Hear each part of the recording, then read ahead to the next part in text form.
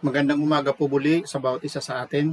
Patuloy nating pupurihin ang ating Panginoon sa kanyang patuloy na pagsustina sa bawat isa sa atin, sa kanyang pagbibigay ng kanyang masaganang biyaya at kaawaan, maging sa inyong lingkod na nakaranas po ng karamdaman itong nakalipas na mga araw. At dahil nga doon, ako po ay hindi nakapagpahayag ng salita ng Diyos noong linggo. At ako ay personally nagpapasalamat sa Diyos sa kanyang kagalingan na minarapat niya na ako ay makapagbahagi po ng kanyang mensahe sa umagang ito. Salamat sa inyo mga kapatid sa URFBC na patuloy na nananalangin para sa amin. Bawat isa sa amin ay meron pa pong mga ubo at sipon, ngunit wala na po kami mga lagnat. Kaunting kaunting ubo na siyang parang bumabalik sa umaga. At ngunit sa buong araw ay halos wala na po. Bagamat si Shalom at saka si Stephen ay tuloy-tuloy pa rin pong nakakaranas ng pag-ubo. At si Ma'am Su po ay meron pa rin pong pag-ubo din. At patuloy ninyong ipanalangin ang aming pong kagalingan. Salamat sa Diyos sa opportunity na makapagbahagi po ng kanyang banal na salita. Patuloy natin ipanalangin ang mga kapatid po na nasa banig ng karamdaman. Patuloy po natin ipanalangin po ang mga magulang po ni kapatid na Olive sa Aliaga, Nueva Ecija. Patuloy po na kalakasan at kagalingan. Ganon din po kila Ivy. Patuloy na kagalingan sa Panginoon. Kay Alma, patuloy na kalakasan at pagpapala. Kay Sally, salamat na patuloy na kalakasan din at kagalingan. Salamat, pinagaling din ng Panginoon si Mano Doning. At sila Dave, si Ina, salamat sa Panginoon sa kagalingan.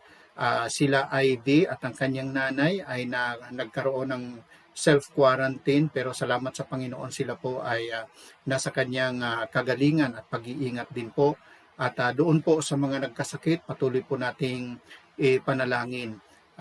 Pati na ang ating pong bansa, patuloy po nating ipanalangin na nawa ang Panginoong Diyos ang siyang magawad ng kanyang masaganang biyaya at kagalingan, hindi lamang sa bansa natin sa Pilipinas, kung hindi po ang mga bansa sa buong mundo. Patuloy po nating ipanalangin na nawa ay unti-unti ito pong virus na to ay talagang humihina na.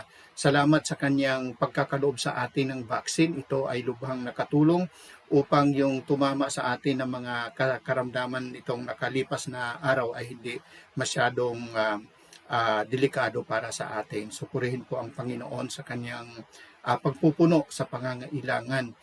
Patuloy din po natin ipanalangin ang pangangailangan ng bawat isa at ipanalangin natin yung mga paghahanap buhay ng bawat isa sa atin. Nais natin batiin ng happy birthday po si Francis Forneste. Kaarawan po niya ngayong araw na to. So pagpalain ka ng Panginoon, Franz, at saka ang iyong may bahay, si Iris, ganun din po ang inyong anak. So pagpalain po kayo ng Panginoon. Welcome po. Ngayon ay January 16, pangatlong linggo na po ng buwan ng Enero, unang buwan po ng taong ito ng 2022. At bagamat tayo ay nagkasakit sa pagpasok ng bagong taon, pero naranasan din natin yung mirakulo ng Diyos at ang kanyang kagandahang loob at ang kanyang kabutihan sa bawat isa sa atin. So welcome sa ating pong pagsamba sa Panginoon sa umagang ito, ganon din po sa ating pong pag-aaral ng kanyang banal na salita. Babasahin po natin ang ating pong talata na tutunghayan ngayong umaga at nawa ito ay tunay po na tayo ay lubos na magtiwala, magdepende, magpasakop sa ating Panginoong Diyos, maging sa pagharap natin sa bagong taon na ito ng taong 2022. Ang talata po natin ay nasa Juan, Kapitulo 16, talatang 32 hanggang 33. Nais ko pong basahin, talatang 32, talatang 33. Narito, dumarating na ang oras at dumating na ngayon, na kayo ay maghihiwa-hiwalay at iiwan ninyo akong mag-isa. Gayunman ako ay hindi nag-iisa, sapagkat ang Ama ay kasama ko. Ang mga bagay na ito ay sinabi ko sa inyo upang sa akin ay magkaroon kayo ng kapayapaan.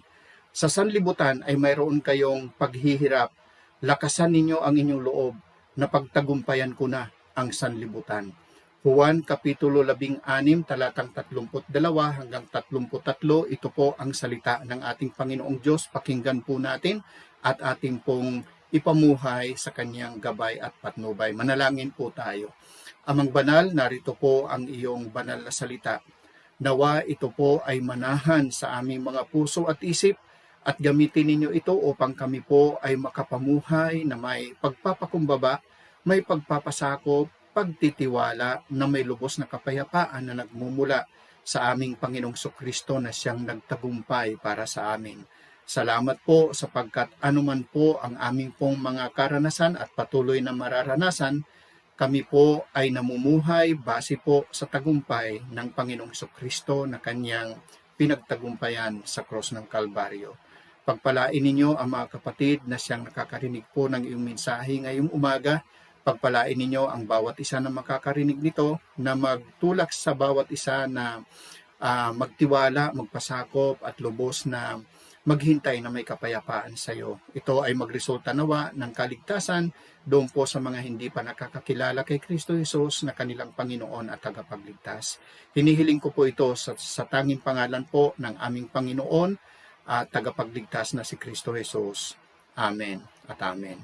So welcome po muli mga kapatid sa ating pong pagtunghay ng kanyang salita. Ang mga talatang ito na ating pong binasa, ito ay panahon na kung saan ay mga huling panahon na ng ating Panginoong Kristo na nabubuhay dito sa lupa na kasama ang kanyang mga disipulo. Ito ay nangyari bago po siya ay aristuhin at humarap sa paglilitis at pagkatapos noon ay hatulan ng crucifixion. Mararamdaman marahil ng bawat isa sa atin yung kabigatan, yung kalungkutan na nararamdaman ng bawat isa ng Panginoong Kristo, ganun din po ng kanyang mga disipulo. Ang ating Panginoong Kristo ay naharap po sa isang sitwasyon na kung saan siya po ay talagang lilitisin at hahatulan po na mamatay sa pamamagitan ng pagpapako sa krus at hindi dahilan sa siya ay gumawa ng kasalanan, kung hindi dahilan sa kusa niyang iniaalay ang kanyang buhay bilang kabayaran sa kasalanan po ng buong sangkatauhan. So ang bigat po ng kasalanan na ito ay ipinataw sa ating Panginoong Kristo. At ang mga disipulo at tagasunod ng Panginoon sa yugtong ito, sila po ay para bagang hindi nila maunawaan ang lubos. Sila ay parang nasasyak o nabibigla sa mga pangyayaring ito at sa mga salita na binibitawan ng Panginoong Kristo, at hindi nila masyadong mapagdugtong-dugtong yung mga bagay na to na sinasabi ng Panginoong Kristo sa kasalukuyan na kanila pong karanasan, at hindi nila alam kung ano po yung mangyayari sa araw ng bukas. So sa gitna ng kabigatan na ito na kanilang nararanasan at nararamdaman, nandyan po ang Panginoong Kristo sa kanilang harapan na nag-o-offer po siya ng mga salita na punong-puno ng karunungan at nagbibigay sa kanila ng kasiguruhan at ng comfort na mapagtatagumpayan nila anumang kalalagayan ang kanila pong maranasan sa kasalukuyan at sa hinaharap pa ng kanilang buhay. Ikaw at ako ay naharap din sa halos mas pang sitwasyon, katulad ng karanasan natin ngayon na hindi natin kontrolado, na hindi natin alam kung ano po yung mangyayari sa kinabukasan. Hindi natin alam kung ikaw ba at ako ay talagang makakasurvive sa pandemic na ito. Ngunit ang Panginoong Kristo ay nangangako na hindi niya kailanman tayo iiwanan at hindi niya tayo kailanman pababayaan. Haharapin natin ang mga pagsubok at mga hamon na ito sa pamamagitan ng tagumpay na meron tayo sa ating pong Panginoong Kristo. So ang ating pong tatag at ang ating pong kumpiyansa ay hindi po nakalagak sa ating sarili at hindi po nakalagak sa mga nangyayari sa buhay ng bawat isa sa atin. Ito po ay nakalagak sa kasiguruhan na ang Panginoong Diyos, ang Panginoong Kristo ay kasama natin. Haharapin natin ang lahat namang ito sa biyaya ng ating Panginoong Hesus Kristo. Nawa magkaroon po tayo ng kumpiyansa na nagmumula sa ating Panginoon sa panahon ng masalimuot na mga karanasan. Ang titulo po ng ating po pag-aaral ngayong umaga ay Salimuot. Ito po ay may kaguluhan, ito po ay hindi natin alam kung ano po yung mga mangyayari, lalo na sa kinabukasan, ngunit ito po ang maganda. Meron tayong kumpiyansa sa Panginoon. Meron tayong tiwala ng lubos sa Panginoon na maging sa mga panahon na masalimuot, tayo po ay kanyang gagabayan at patnubayan. Meron pong layunin ang Panginoong Diyos.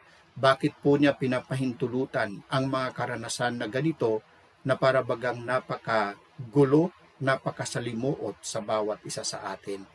Makikita po natin sa mga talata sa Juan Kapitulo 16, talatang 32, ang isa sa mga layunin. Bakit nakakaranas po tayo ng ganito pong mga pagkalito? Hindi natin maunawaan, hindi natin alam kung ano yung susunod na mga mangyayari. Nais ng Diyos na ikaw at ako ay may paghahanda. Ang unang titingnan natin ngayong umaga, base sa kumpiyansa sa Panginoon sa panahon na masalimuot, nais ng Diyos na ikaw at ako ay maghanda. Salamat sa Panginoon sapagkat pinapaghahanda po tayo sa isang kinabukasan na alam natin kalooban ng Diyos. Sumaghanda po tayo. Huwag po tayong matakot sa mga panahong ito na masalimuot. Nararanasan po natin ang mga karanasang ito. Magtiwala tayo ng lubos sa ating Panginoon. Sumaghanda po tayo. Ayon po sa talatang 32, narito, dumarating na ang oras at dumating na ngayon na kayo ay maghihiwa-hiwalay at iiwanan ninyo akong mag-isa. Gayunman ako ay hindi nag-iisa sapagkat ang Ama ay kasama ko. Ito ay panahon ng paghahanda.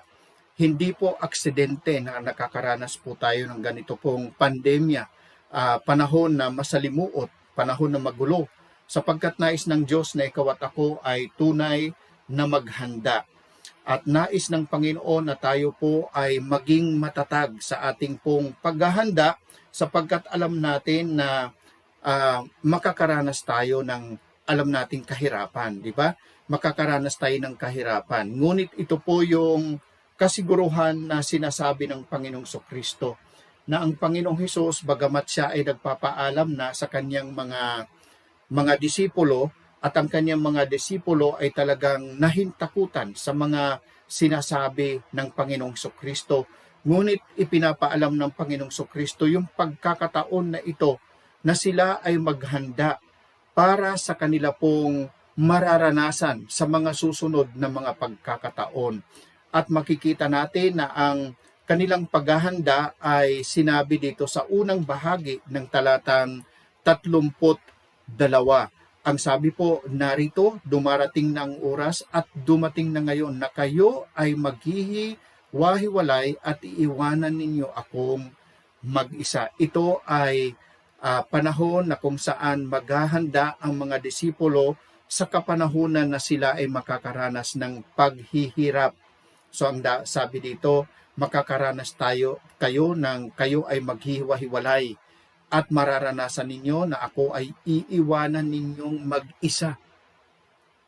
Kumbaga, tatalikuran nitong mga disipulo ang Panginoong Hesukristo. So alalahanin natin, ito ay panahon bago po yung pagdakip kay Kristo Jesus upang siya ay litisin sa isang usapin na hindi po totoo na ginawa niya. Hanggang siya po ay mahatulan ng crucifixion. So, ang mga disipulo na ito, bagamat hindi nila maintindihan hindi nila lubos maintindihan kung ano yung mga nangyayari. Dahil doon sila po ay lubos na nahintakutan. Sila po ay talagang grabe yung kanilang pagkatakot. Ang sinasabi ng Panginoong Kristo na siya ay aaristuhin sa kamay po ng mga Romanong sundalo ay napakalapit na. At alam ng Panginoong Kristo na ang kanyang mga tagasunod sila ay tatalikod lahat. At ang kanilang kinabukasan, ang kanilang hinaharap ng mga kinabukasan ay parang napakalabo, no? Parang hindi sigurado kung ano po yung kanilang haharapin sa kinabukasan. Ang sigurado lang po, ang sabi ng Panginoon na mahaharap kayo sa paghihirap. Totoo po yan mga kapatid, maging sa karanasan natin sa kasalukuyan. Ang pagsubok at ang kahirapan ay dumadating sa bawat isa sa atin. Hindi lang sa atin ng mga mananampalataya, kung hindi lahat po ng tao ay nakakaranas po ng pagsubok at ng kahirapan. Salamat sa Diyos, magpasalamat tayo sa Panginoon. Bagamat alam nating may kahirapan sa lupa na to, walang exempted po. Kahit sino po ay nakakaranas ng kahirapan, ng pagsubok sa buhay. Mayaman man, mahirap man, maraming pera, walang pera, lahat nakakaranas ng kahirapan, ng pagsubok sa buhay, ng mga suliranin, walang exempted. Purihin ang Diyos, meron tayong kakampi sa lahat ng mga ito. Hindi po tayo iiwanan ng ating pong Panginoong Hesukristo. Naharap man tayo sa isang napakahirap na karanasan sa ating pong mga personal na buhay at sa ating pong buhay bilang mga mananampalataya at buhay po ng church, sapagkat tayo po ay, sabi nga, itong mga disipulo na to ay naghiwa-hiwalay sila po ay nangalat. Pagkatapos po na ang Panginoong Hesukristo ay aristuhin ng mga Romanong sundalo, nangalat yung mga mananampalataya. Para bagang karanasan natin sa kasalukuyan, tayo po as if na nangalat. Okay? Hindi tayo magkita-kita, no? Bawal sa atin, lalo na sa kasalukuyan, na meron na namang variant na Omicron, no? Hindi tayo magkita-kita. Ang marami sa atin ay may mga karamdaman na apektuhan po tayo sa pandemic na to. So tayo po ay nakaranas po ng pagkakahiwa-hiwalay. Ngunit salamat sa Diyos, nandyan siya. Sa panahon ng ating pong kahirapan, ang ating Panginoong Hesukristo ay kasama po ng bawat isa sa atin. Siya po ang kaisa-isang pag-asa ng bawat isa sa atin. Pag-asa ng mga mananampalataya at pag-asa ng mundo na ito na ating pong ginagalawan. Walang iba kung hindi ang Panginoong Hesukristo. Hindi lang napakahirap na mga kapanahunan ang naranasan po ng mga alagad ng Panginoong Hesukristo noong panahon na ito. Nakaranas sila ng pag-aalinlangan. Nakaranas sila na nawala at nanghina sila sa kanilang pananampalataya at pagtitiwala sa ating pong Panginoong Hesukristo. Hindi nila lubos maunawaan kung bakit ang Panginoong Diyos kailangang mamatay. Hindi nila maunawaan yan. Alam natin, kapag tayo po ay nakakaranas ng kahirapan, lubhang hirap sa buhay, sumusunod po yung pag-aalinlangan sa atin ng mga mananampalataya, pag-aalinlangan sa ating Panginoong Diyos, pag-aalinlangan sa ating pananampalataya sa ating pong Panginoong Hesukristo. Kaya nga ang Panginoong Hesukristo ay nagbibigay sa kanila ng paalala upang sila ay makapaghanda. Ngunit naranasan talaga nila na sila ay nahirapan pagkatapos ng crucifixion ng Panginoong Hesus at nangalat sila, at pagkatapos nilang mangalat, sila po ay nakaranas ng pag-aalinlangan, nang hina sila sa pananampalataya at sa pagtitiwala sa ating pong Panginoong Hesukristo. Alam niyo, kung ang isang Kristiyano ay lumalayo at patuloy na lumalayo sa Panginoon, lumalayo sa kapwa Kristiyano, lumalayo sa fellowship, alam niyo ang kasunod nun, nanghihina sa pananampalataya, na unti-unti umaandap-andap yung pananampalataya at pagtitiwala sa Panginoon, nagkakaroon ng mga pag-aalinlangan, at madalas ang nasusunod ay hindi na ang kalooban ng Diyos, kung hindi po ang gusto ng sanlibutan. Patuloy na ginagamit po ng ating kalaban itong mga nararamdaman na ito ng bawat isa at ng mga tao. Yung kahirapan at yung pag-aalinlangan. Palagi po tayong maging handa na sa panahong ito ng pandemya na tayo po ay magkakahiwa-hiwalay, huwag nating hayaan na tayo po ay mapalayo din sa Panginoong Diyos. Kung may pagkakataon lagi, paalalahanan natin lagi ang ating pong mga mahal sa buhay. Sa atin po na tuwi-tuwi na ay nakakarinig po ng salita ng Diyos, nakakabasa ng salita ng Panginoon ng Biblia, nakakarinig ng mga mensahe ng pangangaral ng salita ng Diyos, hikayatin natin ang ating pong kapwa Kristiyano na nanlulupaypay dahilan po sa mga pangyayaring ito. Nagkahiwa-hiwalay po tayo, nangalat po tayo, nasa kanilang mga lugar, nasa probinsya, nasa malalayong lugar ang ilan sa atin. Nawa, hindi po natin hayaan na tayo po ay mapalayo sa Panginoon sapagkat ito po ay ginagamit po ng kalaban upang tayo po ay kanyang panghinain at magkaroon po ng pag-aalinlangan sa pagtitiwala natin sa ating pong Panginoong Diyos. Alalahanin natin ang kahirapan at ang pag-aalinlangan sa pananampalataya sa Diyos ay patuloy na instrumento ni Satanas upang ikaw at ako ay kanyang dayain at tayo po ay lubusang mawala na ng gana sa Panginoon. Nawa, kapag binigyan tayo ng Diyos ng pagkakataon na bumalik sa church at magsama-sama muli, handa po tayo at excited po tayo na magsama-sama. Maghanda po tayo. Ang mga pangyayaring ito na masalimuot ay pagkakataon na ibinibigay ng Diyos sa iyo at sa akin na tayo po ay maging handa. Alalahanin po natin ang kaisa-isang pag-asa ng bawat isa sa atin upang tayo po ay makalampas sa masalimuot na karanasan na ito ay ang ating pong pananatili sa Panginoong Hesukristo sa pamamagitan ng kanyang salita, ang Biblia. Wala nang ibang paraan ang Panginoong Hesus na gagamitin niya upang ikaw at ako ay talagang maghanda maging sa panahong ito ng masalimuot.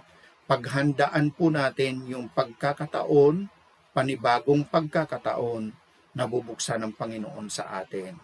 Mag-spend po tayo ng panahon na nakikipagniig kay Kristo at sa kanyang banal na salita. Ang sabi sa talata na ating pong tinitingnan, narito dumating na ang oras at dumating na ngayon na kayo ay maghihiwa-hiwalay at iiwanan ninyo akong mag-isa. Ngunit, sabi ng Panginoon, sa huling bahagi po ng talatang ito ang sabi niya, gayunmay ako ay hindi nag-iisa sapagkat ang Ama ay kasama ko.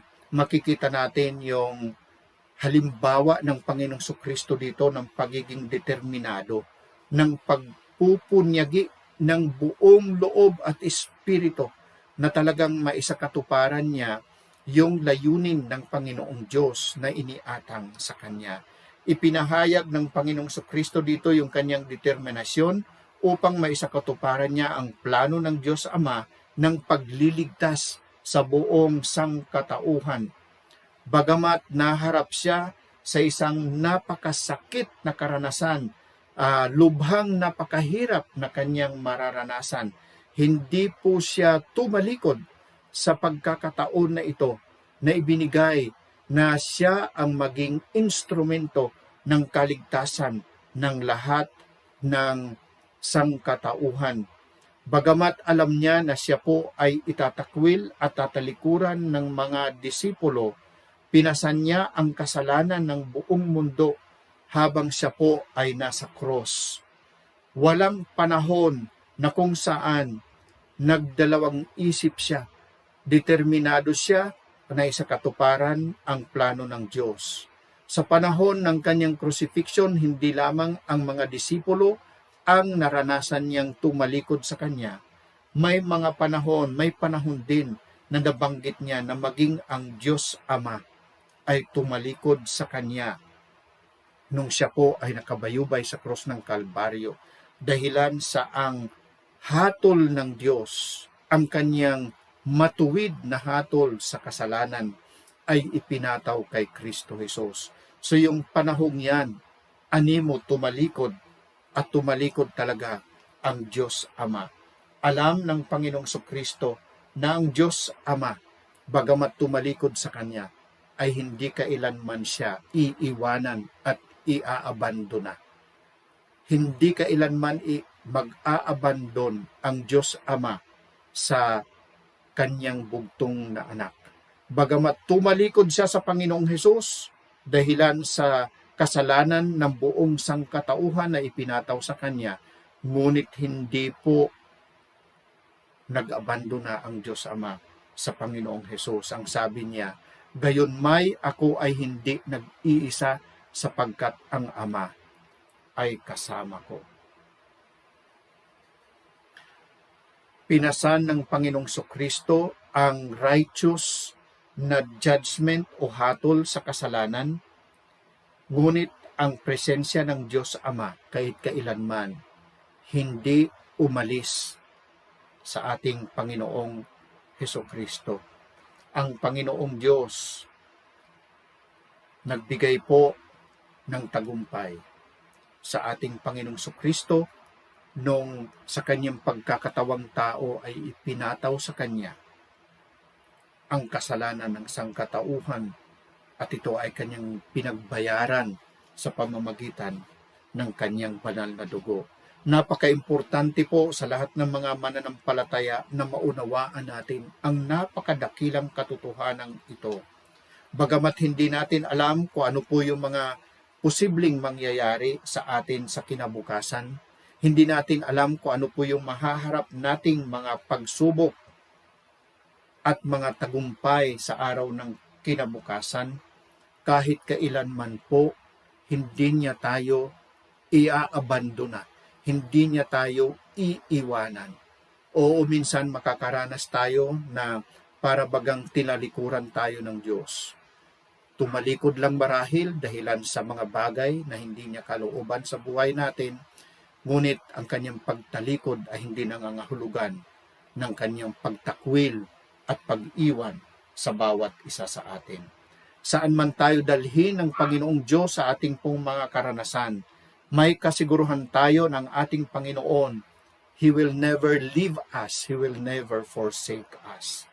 Kahit na anong kahirapan ang ating pong mararanasan, nandyan siya, nakasama natin sa tuwi-tuwi na siyang gagabay, papatnubay. Ang kanyang presensya sa pamamagitan ng Espiritu Santo na siyang nananahan sa atin ang magbibigay sa atin ng tanglaw at gabay upang tayo ay makapagpatuloy sa ating pong paglalakbay sa mundo na to tungo po sa pagsasakatuparan ng kanyang matuwid na layunin sa buhay po ng bawat isa sa atin. Dakilang kasiguruhan bilang Kristiyano at tunay na mananampalataya, may kasiguruhan ka kahit kailanman hindi ka mag-iisa. May kasama ka lagi at ang kasama mo lagi ay ang Panginoong Diyos na makapangyarihan sa lahat. Panginoong Diyos na magbibigay ng ibayong tagumpay, kapayapaan at pag-asa. Hawakan po natin ito. Ang masalimuot na karanasan sa kasalukuyan ay paghahanda lamang ng Panginoong Hesukristo sa araw ng kinabukasan na makikita natin na ikaw at ako ay tunay po na may pagtatagumpay. At ang panahong yan ay panahon ng pagbabago. Inihahanda lang po tayo ng Panginoong Diyos sa mga karanasan sa kasalukuyan upang maranasan natin ang isang napakagandang bukang liwayway ng pagbabago sa ating pong puso't isipan dahilan po sa naranasan ng bawat isa sa atin. Ang sabi po sa talatang 33 ng Juan Kapitulo 16, ang mga bagay na ito ay sinabi ko sa inyo upang sa akin ay magkaroon kayo ng kapayapaan. Sa sanlibutan ay mayroon kayong paghihirap. Lakasan ninyo ang inyong loob na pagtagumpayan ko na ang sanlibutan. Ang Panginoong Hesukristo. Ang sabi niya, ang lahat ng mga bagay na ito ay sinasabi ko sa inyo na sa pamamagitan ko magkakaroon kayo ng kapayapaan. Oo, makakaranas tayo ng kahirapan. Sa mundo na ito na ating ginagalawan at sa mga karanasan natin sa kasalukuyan. Sabi ko nga kanina, lahat ng tao ay nakakaranas ng kahirapan, kabigatan, problema, pag-aalinlangan. Ngunit, salamat sa Diyos. kasama natin siya. At ipinapaalam niya ito sa bawat isa sa atin, sapagkat ang Panginoong Kristo ay tapat sa lahat ng kapanahunan. Bagamat mangangalat ang mga disipulo dahilan sa kanilang pagkatakot, bagamat titingnan nila at i-evaluate nila ang kanila pong paniniwala at pananampalataya, alam ng Panginoong Kristo na ang mga tunay na disipulo, mga tunay na Kristiyano, ay mananatili at babalik. They will endure. Sila ay magpapatuloy. Sila ay magtitiis na may pananampalataya at babalik pa rin sa kanilang lubos na pagtitiwala sa ating Panginoong Hesukristo. Ganon din ang bawat isa sa atin. Tayo ay na-born again sa pananampalataya kay Kristo Jesus. Nagbabahagi tayo ng magandang balita ng kaligtasan. Nakaranas po tayo ng lubhang kahirapan. Nararanasan natin ang pagsubok ng pananampalataya katulad po ng pandemic na to. Alam ng Panginoong Kristo at sinasabi niya, ipinapaalam ko sa inyo na ang pananampalataya ng bawat isa sa atin ang magdadala sa atin ng isang tunay at lubos na pagbabago. Ang karanasan na ito ng kahirapan ay hindi magtutulak sa atin na tayo ay manatiling nag-aalinlangan at nanghihina at nahihintakutan. Ito ay magtutulak sa atin ng mas higit at matatagpang pananampalataya at pagtitiwala sa ating Panginoong Kristo, sapagkat alam natin na ang Panginoong Kristo ay tunay po na nagtagumpay laban sa lahat ng mga ito na ating pong nararanasan at patuloy po na mararanasan. Kaya nga pinapaalalahanan po tayo, ang sabi sa unang bahagi ng talatang 33, ang mga bagay na ito ay sinabi ko sa inyo upang sa akin ay magkaroon kayo ng kapayapaan. Ano ang layunin ng Panginoon? Upang sa ating mga puso at isipan, anuman ang karanasang masalimuot sa kasalukuyan, ay magtulak sa atin na yakapin at hawakan yung katotohanan ito na pangako ng Diyos, na sa Kanya at sa ating personal na relasyon sa Kanya, meron tayong lubos na kapayapaan. Ang Panginoong Diyos ay hindi po nangako ng isang madali na uri ng pamumuhay. Alam niya, sinasabi niya ng diretsahan, na ang buhay natin, ang pagiging Kristiyano, ay hindi po kawalan ng kahirapan at pagsubok. Sinasabi niya makakaranas po tayo ng kahirapan at pagsubok. Alalahanin natin, ang sinasabihan dito ng Panginoong Kristo ay mga disipulo niya. Sila ay mga tunay na Kristiyano, mga mananampalatayang matatag na nagtiwala, nakaranas ng kahirapan dahilan sa kanilang pananampalataya. Mga matatatag na mga mananampalataya. Ibig sabihin lang nito, ang kahirapan ay hindi dahilan sa mga mali na ating ginagawa. Oo, may mga karanasan tayo na problema dahilan sa mga mali at kasalanan na ginagawa. Ngunit hindi po assurance ang isang buhay na ayon sa kaluwalhatian ng Diyos para sa glory ng Panginoon. Hindi po assurance na magiging exempted na sa kahirapan at pagsubok. Hindi po. Tayo po ay makakaranas pa rin ng kabigatan, kahirapan. Ngunit, sabi nga ng Panginoon, sa gitna ng masalimuot na karanasan na to, ang Panginoong Kristo ang ating kapayapaan. Baguhin natin yung ating isip at puso. Makakaranas tayo ng kahirapan. Ngunit sa gitna ng kahirapan at pagsubok na yan, kasama natin ang Panginoon na nagbibigay sa atin ng kaaliwan at ng kapayapaan. Purihin po ang Panginoon. Anumang kabigatan, anumang kahirapan, kasama natin ang Diyos. Diyos ng kapayapaan.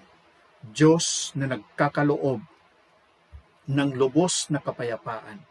Kaya nga sabi niya sa bandang gitna po ng talatang ito, sa sanlibutan ay mayroong kayong paghihirap.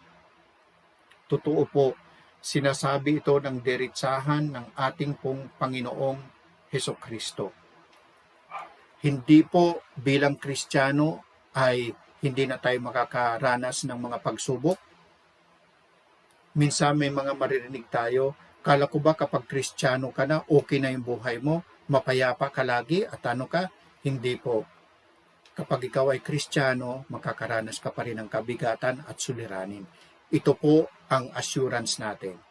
Sa mga kahirapan na ito na naranasan ng lahat ng tao, ang kapayapaan ni Kristo Jesus ay nandito sa atin. Ito po ay pangako ng Panginoong Kristo sa bawat isa na tunay po na mananampalataya kay Kristo Jesus.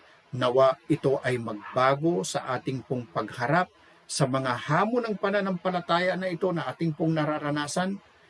Nawa magbago sa ating mga puso na merong laging takot at pangamba.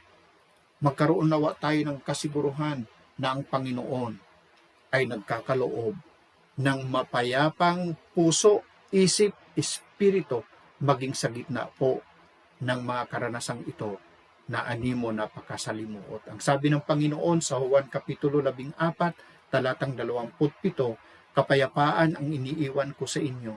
Ang aking kapayapaan ay ibinibigay ko sa inyo. Ang ibinibigay ko ay hindi katulad ng ibinibigay ng sanlibutan. Huwag mabalisa ang inyong puso ni mangamba. Hawakan mo ang pangako na ito ng Diyos.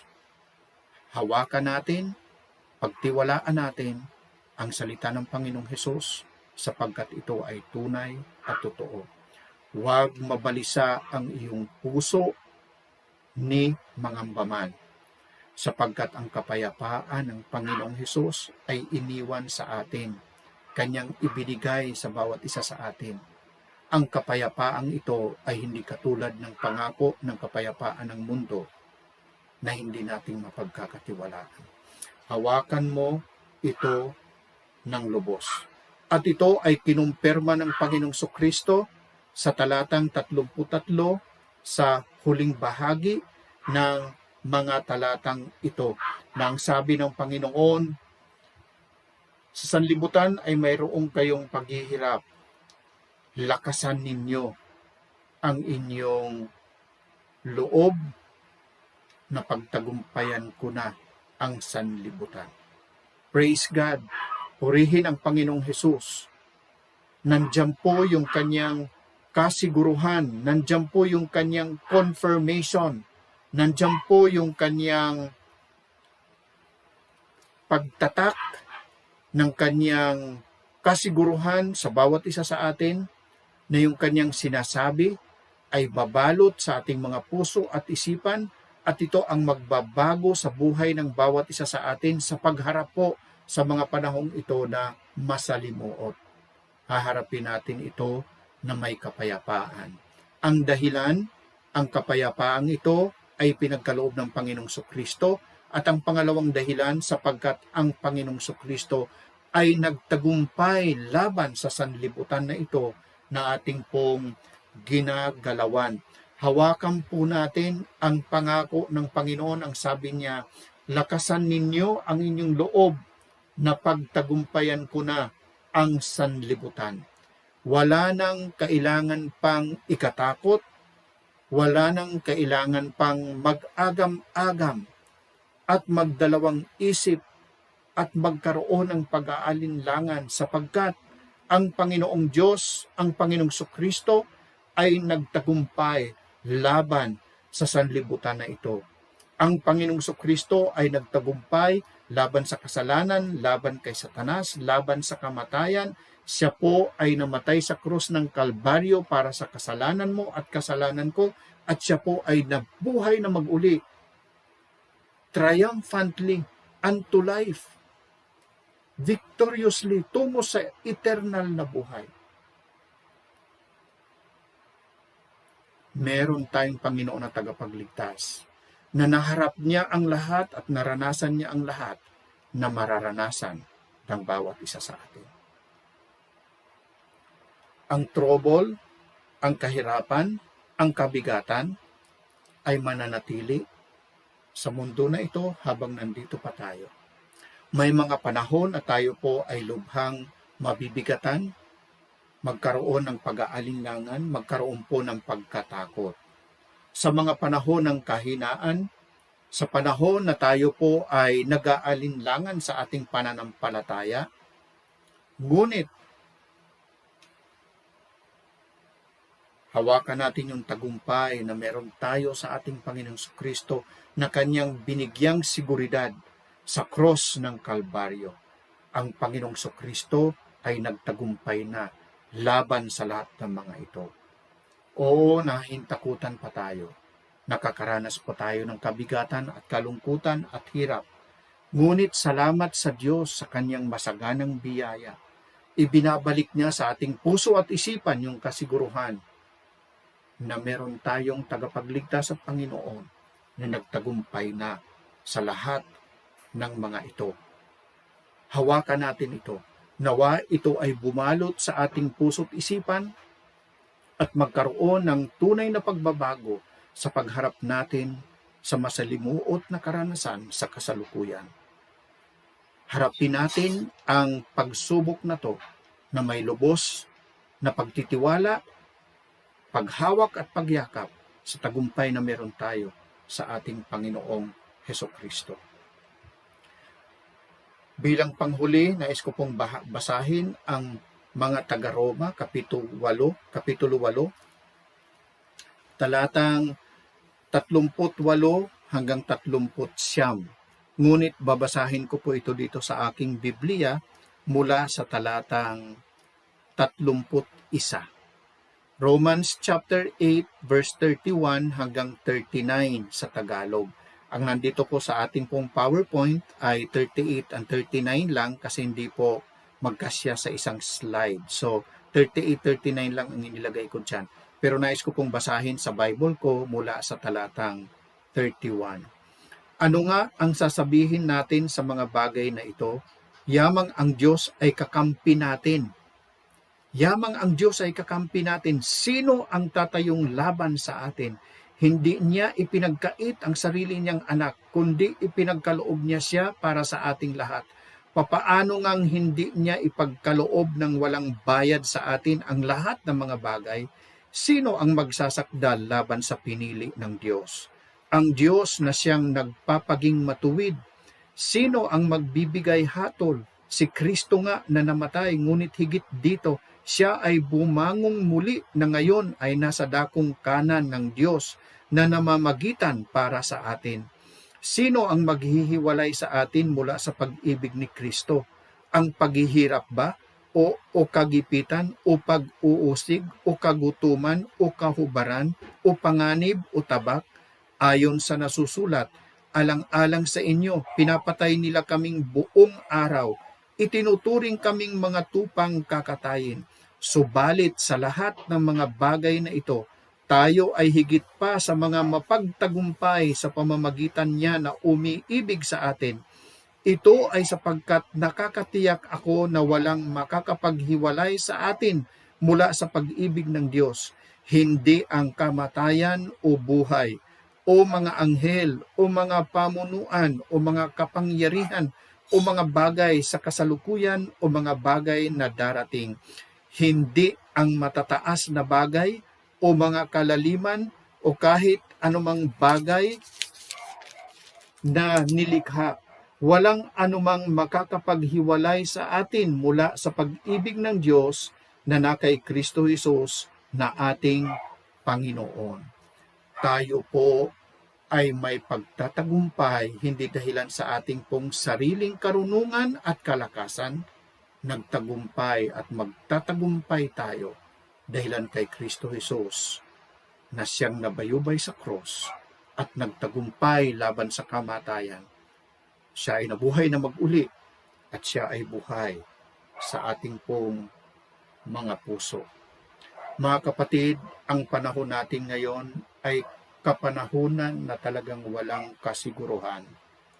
Katulad ng mga disipulo sa panahong ito na isinulat ang Juan na pinag-aralan natin, wala silang kasiguruhan sa kinabukasan katulad sa atin sa kasalukuyan. Yung mga sumunod na karanasan ng mga disipulo, napakahirap. Napakaraming mga pagsubok, kabigatan, at mga taon na kanila pong hinarap. Ngunit sa kabila ng mga pagsubok na to, sila ay nagpatuloy, tinanggap ang lahat ng mga ito na may pananampalataya sa pagkatunay at totoo na victorious sila, tagumpay sila kay Kristo Jesus. Ang Panginoong Sokristo ang nagbigay sa kanila ng kakayahan, ang Panginoong Sokristo ang nagbigay sa kanila ng sustaining grace sa pananampalataya at sila ay nagtagumpay sa makapangyarihang pagkilos at gabay ng banal na Espiritu. Ganon din tayo mga kapatid, nawa ang bawat isa sa atin, bagamat masalimuot ang ating karanasan sa kasalukuyan, nawa ang kumpiyansa natin sa Panginoon sa panahong ito na masalimuot, ay panahon lamang na tayo po ay maghanda. Paghandaan natin yung magandang bukas na bubuksan ng Panginoon sa atin, na kung saan mararanasan natin ang tunay na pagbabago sa ating mga pananaw sa buhay dahilan sa tagumpay na meron tayo sa ating Panginoong Hesukristo. Pagpalain po tayo ng Panginoon, manalangin po tayo. Amang banal, narito po ang iyong salita. Hawakan namin ito sa mga panahon namin sa kasalukuyan at saka sa mga panahon pa sa kinabukasan.